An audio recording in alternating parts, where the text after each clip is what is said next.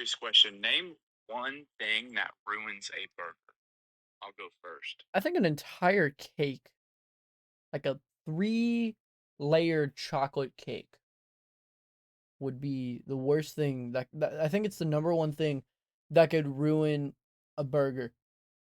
But then you got videos like this where they have like they dip the chocolate onto like the burger.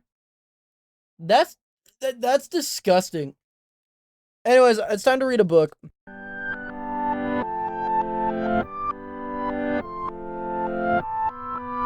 Hello everyone, my name's Stonsey Boy and welcome back to Reading with Stonsey. Today we are reading pages 121 to 140 of The Butterfly Garden, my bad. Sorry. I literally just got done recording last episode. I watched a few TikToks or Instagram reels, and yeah, I don't watch TikToks, but all the TikToks are coming to Instagram, so it's hard. It's really hard to say because I mean, technically they're TikToks too, but technically they're not. Gotta pull some hairs to figure out what is and isn't correct. But yeah. So without further ado, let's begin. Every morning when I wake up and every night before I fall asleep, I can tell myself my name, my family's names. I remind myself what they looked like. And even, I'd seen Bliss's family, a collection of clay figures. She made so many figures that there was no reason to give this to any special significance. Yet, unless you notice the glossy parts where her fingers had worn the clay smooth, that were positioned in such a way that they were first and last thing she saw in day. Maybe a gardener was right. Maybe, and I do give everything a meaning. What happens when that isn't enough? I keep reminding yourself, I told her. Just keep doing it, and have to be enough.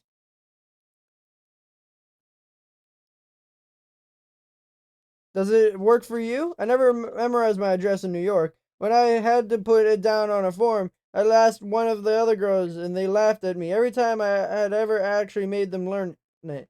I never changed my license from the fake one because I didn't know how well I'd stand up to real scrutiny. Or if the DMV waves you boys a cursory check for information. But I remember Sophia, the added plumpness she grew after she kicked the addictions, and Whitney's red gold hair, and Hope's laugh, and Jessica's nervous giggle. I remember Noemi's gorgeous bone structure, and Blackfoot father, and a Cherokee mother. Remember the way Catherine's smile could light up a room, and rare occasions she gave it. I remember Amber's bright, flashy clothing, the patterns never were working together and yet always working, because she loved them so much. I didn't seem to remind myself of them, did strain to keep them in my memory, because they're indelibly written here. Just like I could have actually forgotten my mother's and father's faces, my grand stretchy unitards, almost all the people from before New York, but I remember them too. It was misty way. I even remember aunts and uncles and cousins running around in the convoluted games I never understood, posing for pictures I never saw, but I just remember things and remember people. But even when I read, rather not. They sat up in the same time, propping themselves to the elbows, as the door opened and flashlight gleamed, swept in the far end of the garden. The Bliss whispered, and I nodded in silent agreement. The gardener was in Daniel's room, seeking comfort and ostensibly giving her comfort, as well as being one of the count in Vita's final game of hide and seek. Even if he was leaving, he never needed a flashlight. Neither did Avery, who was banned from the garden for another 2 weeks for breaking Pia's arm, or Lorraine, who was either asleep or crying herself to sleep at this time of night. There was a bird in the infirmary that buzzed in her room. In the kitchen she would need a capacity as a nurse. The figure was dressed in all black, which might have seemed like a good idea until he stepped onto one of the white sand paths. He moved cautiously as the cone of light sweeping from every step, but you could tell from the posture that was gawking at everything. I never questioned him, immediately labeled intruder as male. Something about the way he walked, maybe, or the idiocy of bringing a flashlight, or trying to sneak around. Which do you think would get us more in trouble, Bliss breathed in my ear, finding out who he is or ignoring him? I realized I had a pretty good idea who the intruder was, but I told the gardener I wouldn't tell anyone. But not the promise of a serial killer that holds a great deal of weight. But still, I pretty much never made promises, simply because I felt bound to keep them. But the f is the gardener's younger son doing breaking into Greenplex complex? And what could it mean for us? The first question answered itself as soon as it crossed my mind. Because of the same reason I climbed the trees almost this afternoon to catch those glimpses of the real world outside the glass. Curiosity among other things for me. Probably curiosity for him. The second question. There were girls who could die if he chose the wrong things to do. If he just was just in the garden itself, it would be fine. It was a private garden place. Who cares? But if he explored the hallways at all, maybe he'd see the dead girls and call the police. But maybe he wouldn't. And then Bliss would and I would be left explaining why we saw an intruder and did nothing. Throwing under my breath, I slipped a rock, crouching and roll around. Stay here and keep an eye on him. And what if he sees something? Scream. And you are giving this gardener, giving this to the gardener to deal with. He shook her head and didn't try to stop me. In her eyes, I could see the seem awareness of being stuck. He couldn't risk everyone's lives and hoping this boy would be better than the rest of the family. And it wasn't like seeing a gardener was someone who could be first for me. He usually went for privacy of a room, but every now and then, well, like I say, I was a remarkably self-contained man. Still, he wasn't. I clearly crawled down the path to the far side of the cliff where there was actually a slope rather than mostly sheer face. The sand muffled my steps and I reached the ground. By moving slowly, I was able to step into the steam without a splash. I ducked behind the waterfall and moved quickly down the back hall to Danielle's room. The gardener had pulled his trousers on, but not his shirt and shoes. As he sat on the edge of the bed, brushed through Danielle's air-burned curls as he fluffed into a mane all around her. More than any of the rest of us, Danielle loathed the fascination of our hair, because it was always made hers unmanageable. Both looked up when I slipped in the room. Danielle's confusion echoed the edge of anger in the gardener's face. I'm sorry, I whispered, but it's important.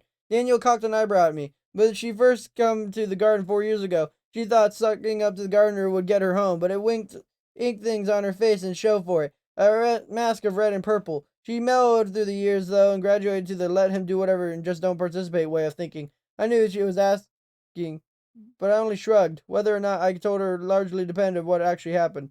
Stuffing his feet onto his shoes and grabbing his shirt, the gardener followed me out into the hall. There's someone in the garden, I interrupted as quietly as I could. I think it's your younger son. His eyes widened. Where is he? Near the pond when I came to get you. He shrugged at his shirt and gestured me to the button while he ran his hands through the hair and get rid of the dishevelment. He was kind of screwed and funky smell, though. He set off down the hallway. I followed. After all, he didn't tell me not to. Well, at least not until we got in one of the doorways so you could see the boy for himself. Still waving around the silly flashlight, the man watched his son for a long time in silence. I couldn't read the expression on his face. With a hand on my shoulder, he pointed down, which I meant either sit or stay. I was the wrong kind of to sit, so I chose to stay, and he didn't argue with me. From the hallway, I watched him walk into the garden, openly without permanent hesitation. His voice broke a clear silence with a gunshot. Desmond! The boy had whipped around and dropped the flashlight. It bounced off the rock and sounded crowding plastic. And when it fell into the sand, the light flickered and died. Father! The gardener hand went into his pocket. A moment later, our walls came down around me. We were walking the other girls into the rooms and hiding the display cases, and left Bliss and me somewhat stranded. Her up on a rock, and with me on the hill. And I hadn't exactly told the gardener she was up there. Shh. I leaned against the wall and waited. What the hell are you doing here? I told you in the greenhouse off limits. I I heard Avery talking about it, and I just wanted to see it. I'm sorry I disobeyed you, Father. It was hard to put an age in his voice and a light tenor which had the effect to make him sound young. He was uncomfortable and embarrassed, clearly, but he didn't actually seem scared. How did you even get in here? And could a butterfly use it to get out? The boy, Desmond, I suppose, hesitated. A few weeks ago, I saw Avery pull aside a panel of one of the maintenance doors, he said finally. He closed it again, and I saw it was there. Not before I saw a punch pad, which was the security code, and how did you get in? Avery used the same three passwords for everything. I just tried those. I had a feeling Avery was going to have to create a fourth password very soon. We weren't supposed to loiter near the main entrance, to stretch a little to either side of the locked door. Lorraine's room, Avery's playroom before it was dismantled, the infirmary and kitchen dining room, the tattoo room led into the gardener's suite, and a couple of rooms we didn't go the purpose of, but could guess. Whether we did, whether he did in those rooms, we died. All things we're supposed to pay expensive attention to, minus the butterfly who could see them do it. Just what did you think you were going to find? Asked the gardener. A garden, the boy answered slowly. I just wanted to see why it was so special. Because it was private, the father sighed, and I wondered if there was a reason why he actually moved the camera from the mic in the cave behind the wall. Because he valued his privacy enough to let us pretend we had ours. If you truly wish to become a psychologist, Desmond, you'll have to respect people's privacy. Except that his privacy forms a block of the mental well-being in the case, I'd be professionally obligated to urge them to talk through their secrets. Funny, Whitney had never mentioned the kind of ethical jiggering that when he walked about psychic seminars. You will then be professionally obligated to keep those secrets to yourself, the gardener reminded him. Now let's go. Do you sleep here? Occasionally. Let's go, Desmond. Why? I bit my lip against a laugh. It was a rare treat to hear the gardener truly flummoxed. Because I find it peaceful, he eventually answered. Pick your flashlight. I'll walk you back to the house. But what? He snapped. Why do you keep this place such a secret? It's just a garden. Gardner didn't answer right away, and he knew he had thinking through his options. Tell his son the truth. He hopes he buys into it, keeps it a secret, lie to him, risk the truth being found out anyway, as soon as because his son disobedient might be proved disobedient again. Or was he thinking something worse, and that somehow son could be as disposable as a butterfly? If I tell you, you must keep it absolute secret, he said finally. You cannot breathe a word about it outside these walls. Don't even speak about it to your brother, not a word. Do you understand me? Yes, sir. It still wasn't fear. There was something there, something a little hard-edged and desperate. He wanted to make his father proud. A year ago, the gardener told me his wife was proud of his younger son, not necessarily that he was. He wasn't down disappointed. Maybe against the other's easy shown pride, his father was easy to detect. Either perhaps his father simply withheld praise that he felt they earned, or where any number of possible explanations, but his boy sounded like make his father proud. Wanted to feel a part of something greater. Stupid, stupid boy. There was footsteps then, growing softer, moving away. I stayed there as I was, stuck in the walls lifted. A minute later or two, the gardener stepped in the far end of the hall, beckoned to me, and I obeyed, like I always did. He absentmindedly ran a hand through my hair, now back into a messy knot. He was seeking comfort, I guess. Come with me, please.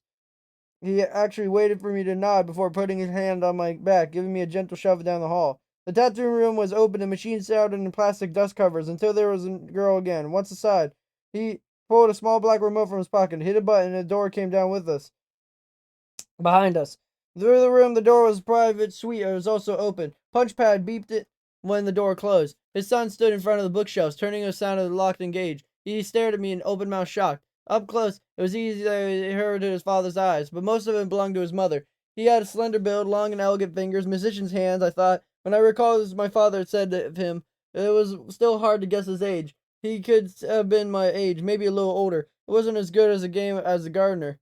Maybe his father pointed an armchair under the lap. Sit down, please. For himself, he chose a seat on the couch and tugged me down next to him, all while keeping my back from sight. He curled my legs beside me and leaned my back against the well-padded cushions, my hands folded in my lap. His son was still on his feet, still staring at me. Desmond, sit down. His legs fell out from under him and collapsed into the recliner. If I spilled horror stories of the shocked boy, he get the police here faster than his father could kill me? Or would his father simply kill him to silence him? Trouble with sociopaths, really, is that you never know where to draw their boundaries.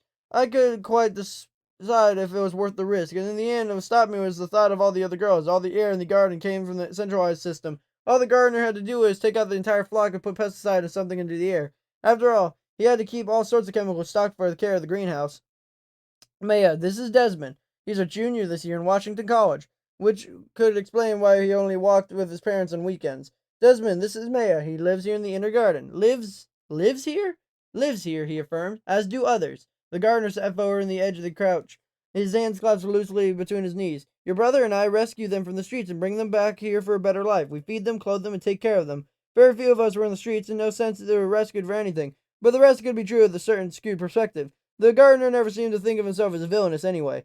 Your mother does not know about this, nor can she. The strain of caring so many people could put so much work on her heart. She found it sounded so innocent, so sincere. He could actually see his son believing him. Relief worked over his face, chasing the momentary flash of horror the father had been striping the harem of his own pleasure. Stupid, stupid boy.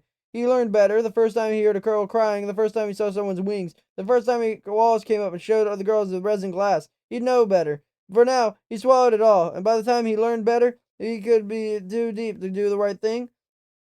We sat together in that room for almost an hour, and the gardener explained the version of things, occasionally looking at me with a nod and smile along. I did so, my stomach churning, much like bliss. I didn't want to die yet.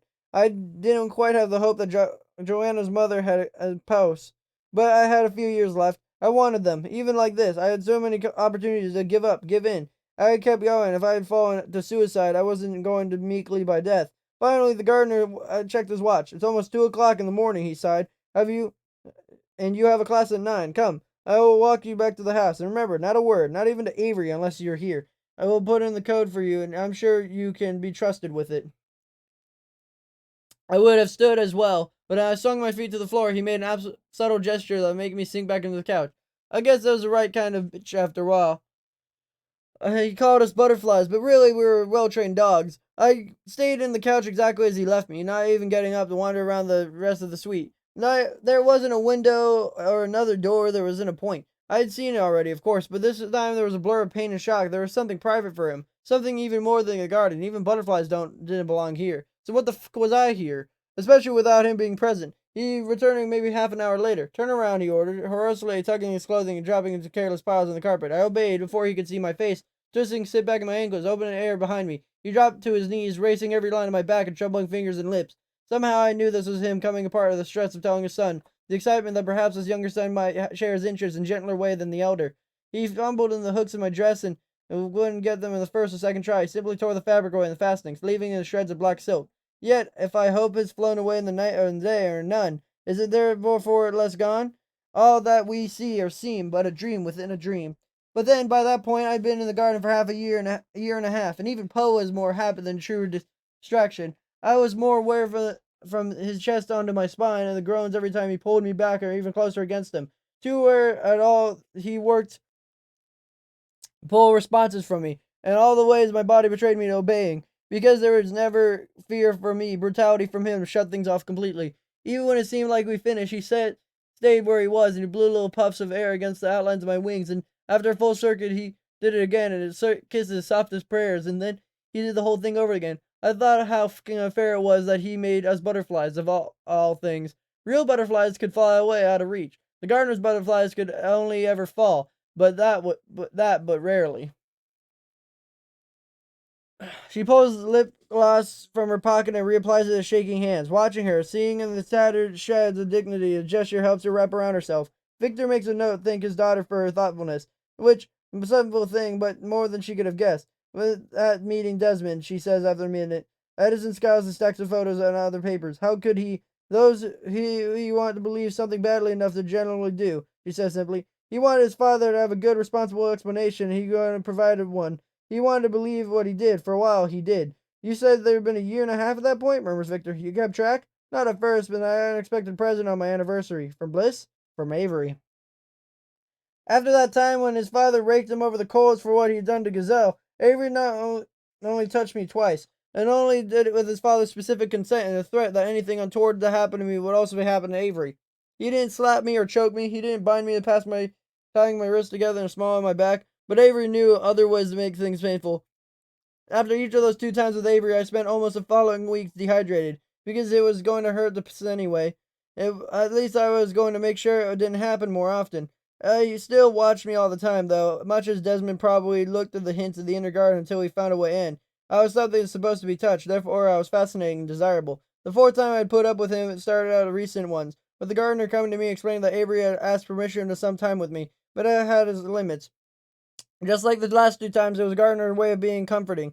He still couldn't say no, because that displeased him. But he thought it reassuring to know that Avery wouldn't hurt us without repercussion.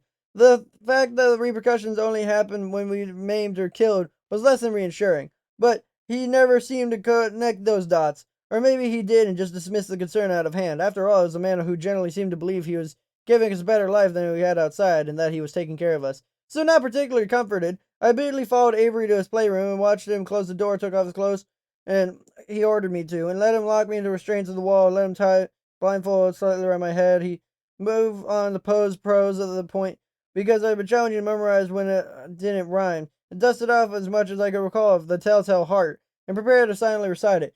Unlike the gardener, Avery didn't believe in preparation or foreplay. It didn't care about making us ready, or at very least lubing us up, because he enjoyed causing us pain. He didn't surprise me that I went right to it. Quarter of the way through the story, it did surprise me that he pulled out without finishing. I could hear him at the far end of the room. He could store most of his toys, but even sometimes paused when he couldn't come back to me. Gradually, though, I became aware of the light smell. I could identify it. Something in a stale coffee pot on the burner. Oh, water was boiled away. Finally, I could hear heavy footsteps against the cold metal floor, and he came back. And then, oh, fucking God, the pain was he pressed something in my hip and burned and tore. It was unlike anything I ever felt before. The agony so tight it pulled everything in me a single point and tried to shatter it. I screamed, my throat clenching around the sound, and tore through it. He laughed. Happy anniversary, you arrogant bitch. The door slammed open. He spun away, and after the tool was drawn, agony remained, swelling the breath from me, and the scream finally choked and died. There were sounds in the room, but I couldn't make sense of them. I gasped and tried to suck in air, but I felt like my lungs had forgotten how to work. Then hands fumbled the cuffs of my wrists and ankles, and I flinched. It's me, Maya, just me. I recognized the gardener's voice. Felt familiar hands tearing away with the blindfold. I could see him. On the floor behind him, every spot intelligently. Hypodermic quivering in his neck. I'm so very sorry. I never thought he'd been so. I'm sorry. He will never, ever touch you again. The tool was in the floor next to Avery. When I saw it, a bit of my tongue and cape the nausea overwhelmed me. The gardener got the last of the bonds unfastened. I nearly screamed again when I tried to take a step. It stepped away with feet out from under me and hefted me into a cradle, carry staggering out of Avery's playroom and part way down the hall to the infirmary. He nearly dropped me in the narrow cottage so he punched Lorraine's call button. And then he knelt next to me, clasping my hand, both of his, telling me over and over how sorry he was. Even after Lorraine coming rushing, panting in the room, set to work. On the plus side, I couldn't deal with Avery for a long time after that, and his playroom was completely dismantled. But his father couldn't deny him completely. The gardener was nearly the only leash she had on Avery, so he had his other ways to hurt the other girls, silver lining and all that bullshit. He doesn't want to know. He really, truly doesn't want to know, and he can see the same wish mirrored to Edison. But they have to know. The hospital didn't say anything. You all dragged me here before the hospital could do the rape kit they intended. He takes a deep, shaky breath and lets it almost a whistle. And Nara? Without a word, he stands and folds his sweater, tank tops halfway in her stomach, exposing other burns, cuts in the bottom of the edge of the line, and stitches in her side. The belt in her jeans is already undone, so she tugs down the zipper, then leaps her left hooks and thumb to the denim and green striped cotton underwear, pulling them down just enough for the agents to see. The scar tissue is bright pink and trickly ridged along her hip bone. Only the edges of the wings were faded pale and white. She gives them a crooked, almost smile. They say everything comes in threes. 3 butterflies for a broken girl, for one for personality, one for position, and one for pettiness. She fixes her clothing and sits down, putting the cheese Danish from the box that got forgotten in favor of the homemade cinnamon rolls. Any chance I could get some water, please? There's a tap on the other side of the glass in answer. Victor thinks it's probably Yvonne, because it's easier than you have something to do. The door opens, but it's male analyst who sticks his head in, tossing 3 bottles of water at Edison before closing the door again. Edison hands one to Victor, then unscrews the cap, and another puts it in front of Nara. He looks like the damaged hands of ridges of the plastic cap, and nods, taking a long drink.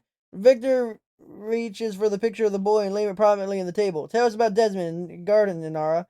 He presses the heels of the hands against her eyes. For a moment, she spread in pinks, reds, purples across her face that looked like a mask, almost like a butterfly. Victor shudders when he reaches across the table, gently pull her arms down. Keeps his hands over hers, careful not to put much pressure on the burns, and waits for her to find the words. After several minutes of silence, he turns her hands under his until she can slightly clasp her wrist and return to the grip. Desmond didn't know the true nature of the garden for a while, he tells his hand. Maybe a long while, by the way of things. His father made sure of that.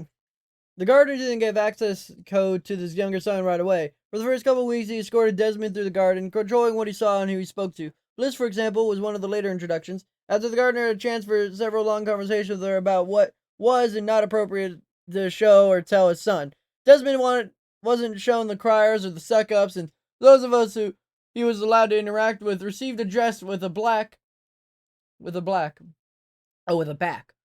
Blissful hurt herself laughing when she found hers neatly folded out inside her room. Lorraine was one of the deliverum, and for a moment she seemed so satisfied. She didn't know that Desmond had discovered the garden, didn't know what was the temporary. She thought we were sharing her punishment, her exile. The dresses were simple but elegant, like everything else in our wardrobes. We knew all of our sizes and probably sent Lorraine out to get them, regardless of her panic attacks that she thought of leaving the safety of the garden. But we had them so fast there couldn't have been another way. Still black, of course. Mine was almost a shirt, sleeveless and collared with buttons in the waist where it disappeared under the white black stretch belt. It became a squishy shirt in the knees. I secretly loved it. Our wings were hidden, but much of the gardener's delight, it was some of the wings showing.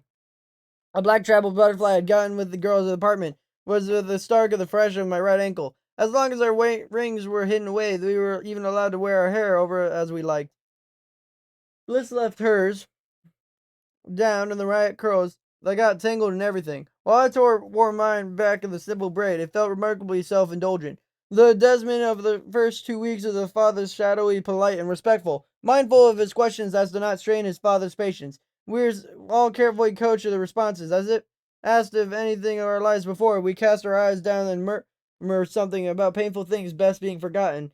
But I wasn't until the 5th or 6th time we heard about something struck him as odd. It was stuck him that made me revise my initial estimation of his intelligence. Only a little, though. After all, he was buying into the father's story. He came in the evenings for a few hours, not every evening, but most of them. After classes were done, he didn't have too much homework. During the introduction, Avery was banned from the garden completely and the gardener didn't touch any of us while the Desmond was there. He touched us later, of course, and before, but not when his son could see.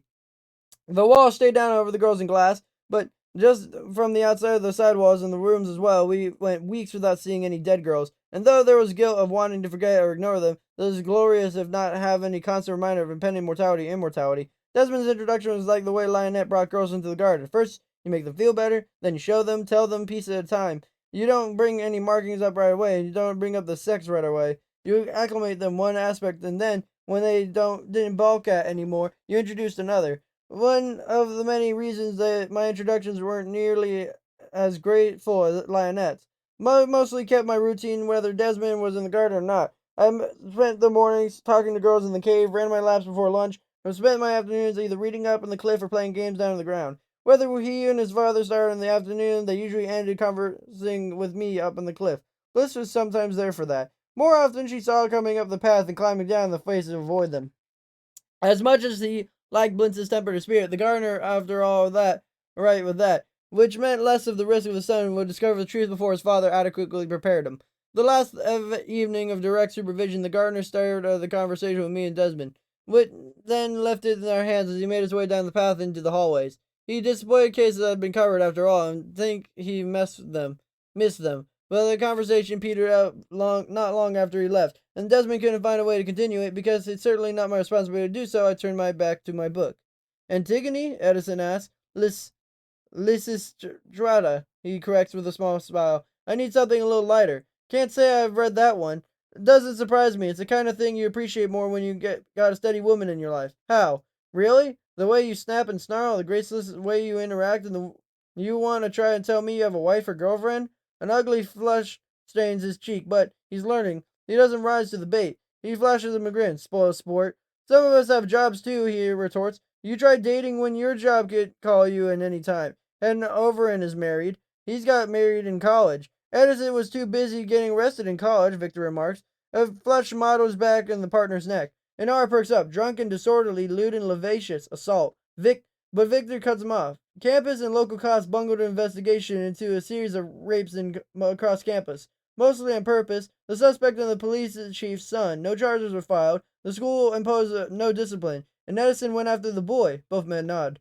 A vigilante, he settles back in the chair, and thoughtful expression on her face. Then you won't receive justice, and you make it. That was a long time ago, utters Edison. Was it? I uphold the law. It wasn't perfect, but the law is what we have. Without justice, we have no order, no hope. Victor watches the girl absorb that. Turn it over. I like your idea of justice, he says finally. I'm not sure it really exists. This, Edison says, and taps the table, this is part of justice too. This is just where we start to find the truth. She smiles slightly and shrugs.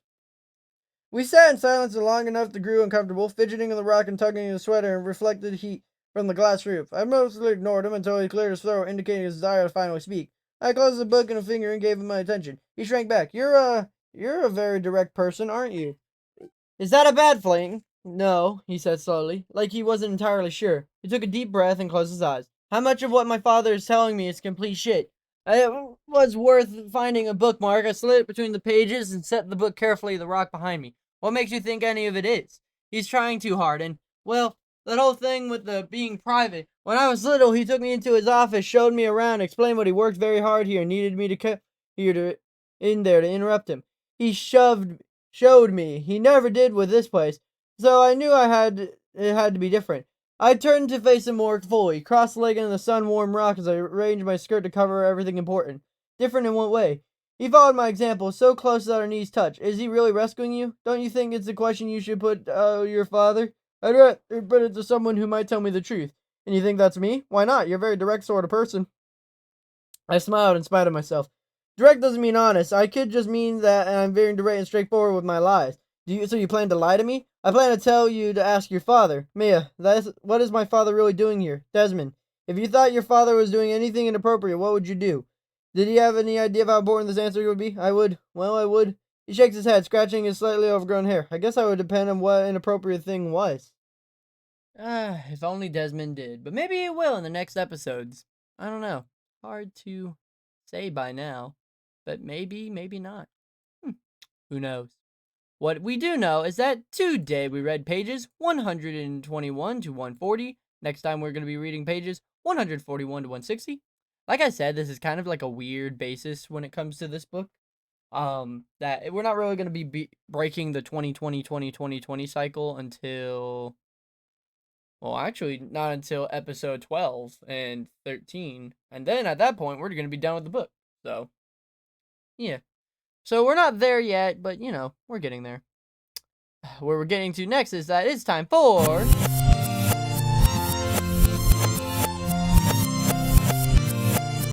Reading Corner of the Day. Doing it up Stonsey's way. Bop. Today we are reading about the Hey, vey. This name is definitely a long one. Today we are learning about the Greater Swiss Mountain Dog. What makes it greater than a normal Swiss Mountain Dog? I don't know. But we'll find out. It's a big ol' silly looking dog. But before I can make fun of it, I should learn of its history. Not only will it make me more smarter in front of my mom, my dad, my sister, my brother, or my chipmunk with a... Is this a chipmunk? Is it a beaver? I think it's a beaver with like a pencil sharpener in its mouth. Kinda. But it also makes me more credible in my future, and it makes me more intelligent. Now, intelligence doesn't necessarily lie in just knowing things. It also comes in knowing and teaching things. That's why the smartest people you ever meet are teachers and doctors. But not all teachers and doctors are smart. Always keep that in mind. So, for the history of the Greater Swiss Mountain Dog, is that the Greater Swiss Mountain Dog is the oldest and largest of the four variety of Schanhund, or Swiss Mountain Dogs, the other three being Epenser, Edelbutcher, and Berns. The breeds share a common heritage, commonly derived from the Mastiff and Malaysian dogs of Romans. These dogs are probably introduced in the Romans crossed to Switzerland. The other theory is that Phoenicians brought them in Spain around 1100 BC. Whatever their origin, they spread over Europe and interbred with the native dogs, eventually developing along independent lines of isolated communities. They shared the same working ethic, dividing their duties between acting as a guard of livestock, home, herder, and draft dog. Many came to be known as Metzgerhund, or butcher's dogs, until the late 1800s. All these dogs, which share a common coat color pattern, were generally assumed to be one breed or type. Only then, when Professor A. Heim endeavored to study the native Swiss mountain breeds, seriously did he discern the consistent differences that allowed them to be categorized as four different distinct breeds. The year 1908 can be regarded as the birth date of the Greater Swiss. In this year, Professor Heim spotted a magnificent short-haired dog enter the Bernese Mountain Dog Contest. He considered the dog a separate breed and dubbed it the Greater Swiss because of its resemblance to the sturdy Swiss butcher's dog he's also seen. The breed grew very slowly in popularity, additionally thwarted in 2 world wars. Only in 1968 did the Greater Swiss come to America, and the first litter born in 1970. In 1985, the breed was admitted to the AKC, American Kennel Company, as miscellaneous class, achieving full recognition in 1995. I guess it got into the working group sometime after? Hard to say. But what's the temperament? How do I have this Greater Swiss Mountain Dog in my home? And is it good with kids? Well, the temperament of the Greater Swiss Mountain Dog is that the Greater Swiss Mountain Dog is sensitive, loyal, extremely devoted family companion, is calm, easygoing, very gentle with children, as well as other pets. It is territorial, alert, bold, and vigilant. So what's the upkeep? How do I keep my Greater Swiss Mountain Dog, I'm gonna seriously scream if I say that name again, up and running? Well, as benefiting of a dog of working roots, it is bred as like outdoors, especially in the cold weather. It needs daily exercise, whether a good long walk or vigorous romp.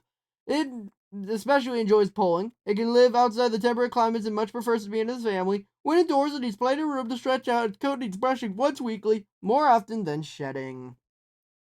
Now, if you own a Greater Swiss Mountain Dog, and you're a child, please cover your ears. If you're a teenager or an adult, we're going to be talking about the health concerns, major, minor, what they're occasionally seen with, suggested tests, and their lifespan. Major concerns for them are CHD. Minor concerns are panostatis,